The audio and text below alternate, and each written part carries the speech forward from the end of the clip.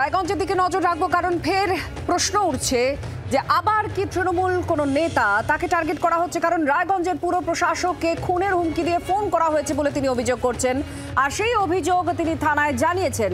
মালদাতেও ঠিক একই রকম ভাবে দেখা গিয়েছে, দুলাল সরকার সেই কাউন্সিলরকে খুন করা হয়েছে। আর তারপর দুলাল সরকারের খুনের রেশ কাটতে না কাটতেই রায়গঞ্জের পুরো প্রশাসককেও খুনের হুমকি দেওয়া হচ্ছে বলে অভিযোগ করেছেন। রায়গঞ্জ থানায় লিখিত অভিযোগ দায়ের করেছেন পুরো প্রশাসক সন্দীপ বিশ্বাস। আমাদের সঙ্গে রয়েছেন আমাদের প্রতিনিধি ভবানন্দ, আরো বিস্তারিত জানাচ্ছেন। ভবানন্দ, দুলাল সরকারকে খুনের ঘটনা, কাউন্সিলর দুলাল সরকার মালদার, তার খুনের ঘটনার রেশ এখনো কাটেনি, তার মধ্যেই রায়গঞ্জের পুরো প্রশাসককে খুনের হুমকি দেওয়া হচ্ছে বলে তিনি অভিযোগ জানিয়েছেন থানায়। কি অভিযোগ তিনি জানিয়েছেন, কি ফোন তার কাছে এসেছে, কি বলা হয়েছে তাকে? দেখো, চাঞ্চল্যকর বিষয়, কারণ এমনিতেই এই দুলাল সরকারের ঘটনা ঘটার পর মালদায় যখন এই ঘটনা ঘটে যায়, তারপরেই কিন্তু একটা তৃণমূল কংগ্রেস মহলে কিন্তু একটা ব্যাপক চাঞ্চল্য ছড়ায়। কারণ দুলাল সরকার খুবই ভাবে সকলে পরিচিত ছিলেন এবং খুব জনপ্রিয় নেতা ছিলেন। সেই নেতার যখন এরকম ঘটনা ঘটে, তৃণমূল কংগ্রেসের বিভিন্ন যারা নেতৃত্ব আছেন বিভিন্ন এলাকায় সব জায়গাতেই কিন্তু এটা নিয়ে চর্চার বিষয় হয়ে দাঁড়ায়। আর তার সেই ঘটনার রেশ এখনো কাটেনি। তার মধ্যেই কিন্তু রায়গঞ্জের পৌর প্রশাসক সন্দীপ বিশ্বাস অনেক পুরোনো দিন থেকে রাজনীতি করা একজন ব্যক্তিত্ব। সেই সন্দীপ বিশ্বাসকে কিন্তু এইভাবে করে একটা খুনের হুমকি দেওয়া হয়েছে বলে তিনি অভিযোগ করেছেন রায়গঞ্জ থানায়। তার যেটা অভিযোগ, গতকাল রাত 11:15 নাগাদ তিনি বলছেন যে তিনি যে কোনো সময় যে কোনো মানুষের ফোন ধরেন।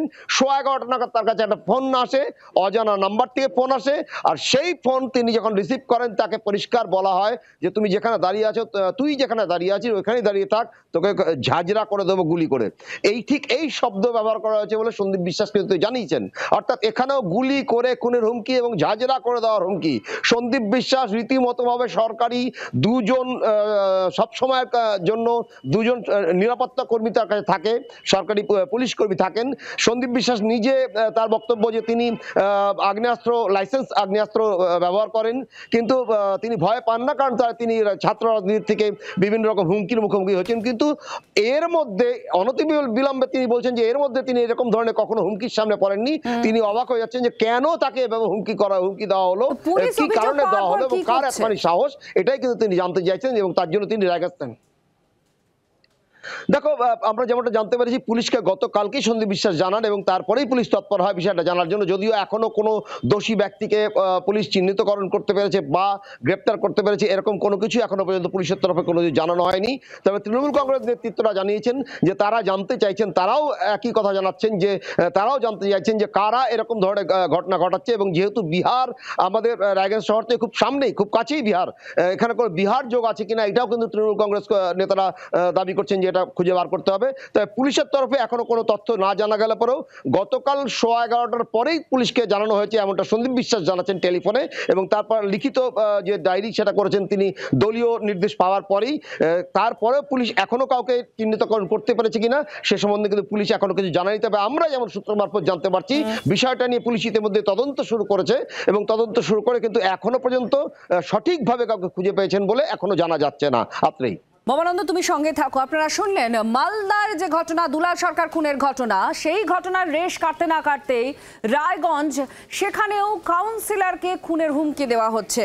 পুরো প্রশাসক সন্দীপ বিশ্বাস, তৃণমূল কংগ্রেসের পুরনো কর্মী, তাকে ফোন করে গুলি করে ঝাঁঝরা করে দেওয়া হবে এমনই প্রাণনাশের হুমকি দেওয়া হয়েছে। তিনি পুলিশকে জানিয়েছেন, পুলিশ এখন তৎপর। তবে কে বা কোথা থেকে এলো এই ফোন বা কে করেছে সেটা এখনো পর্যন্ত স্পষ্ট করা হয়নি। এই খবরের পাশাপাশি আরও একটি খবর আপনাদের আমরা দেব, কিন্তু এখানে এই দুলাল সরকারের মৃত্যুর যে ঘটনা, সেই ঘটনার পর মুখ্যমন্ত্রী মমতা বন্দ্যোপাধ্যায়, যেদিনকে এই ঘটনা ঘটে নবান্নে, সেদিন প্রেস মিটও ছিল মুখ্যমন্ত্রী মমতা বন্দ্যোপাধ্যায়। সঙ্গে সঙ্গে তিনি এই বিষয়টিকে অ্যাড্রেস করেন যে তার পুরনো এক সহকর্মী, তাকে খুন করা হয়েছে। কি করছে পুলিশ, পুলিশের ভূমিকা নিয়েও তিনি জোরালো সওয়াল করেন যে কি করছে পুলিশ কেন তার নিরাপত্তা কর্মী থাকা সত্ত্বেও তুলে নিয়েছিল। ঠিক এই জায়গায় দাঁড়িয়ে, এই আবহের মধ্যে দাঁড়িয়ে এবার সন্দীপ বিশ্বাস, রায়গঞ্জের যিনি পুরো প্রশাসক, তার কাছে যখন এই হুমকি ফোন এসেছে, তারপর পুলিশের কি ভূমিকা থাকে সেদিকে নজর থাকছে। পুরো প্রশাসক সন্দীপ বিশ্বাস তিনি কি বলছেন একবার শুনুন। মামাটি মানুষের পৌরসভার পৌরপতি হওয়ার পর থেকেই আমার দুজন করে সর্বক্ষণে দেহরক্ষী আছে এবং আমার লাইসেন্স রিভলভারও আছে। কারণ নিরাপত্তার অভাবটা আমরা জানি কি কারণে হয়, কি জন্য হয়, সেটা সরকারও আমাদের জানে। তারপরেও ক্রিমিনালের এত বড় সাহস কি করে হয় যে গতকাল রাত 11:15 আমার মোবাইলে আননোন নাম্বার থেকে ফোন আসে। আমি সবসময় ফোন ধরে থাকি, রাত দিন এক করে। তো আমি 11:15 বাড়িতে ছিলাম, তখন ফোন আসে। ফোনটা ধরার পরেই আমাকে অকথ্য ভাষায় গাল দিয়ে বলে, যেখানে দাঁড়িয়ে আছিস ওখানে দাঁড়িয়ে থাক, গুলি করে ঝাঁঝরা করে দেবো। তারপরে আমি জানার চেষ্টা করি যে কে বলছো, তখনও গালাগাল দেয়। তারপর ফোনটাকে কেটে দেয়। তা আমি তারপরে ফোন নাম্বারটা আমি একটা কাগজে নোট ডাউন করি এবং তারপরেই আমি আইসি রায়গঞ্জ থানাকে জানিয়েছি 11:17।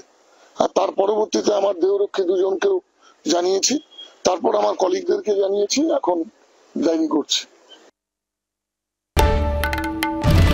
বাংলার আওয়াজ, বাঙালির আবেগ, জি 24 ঘন্টা।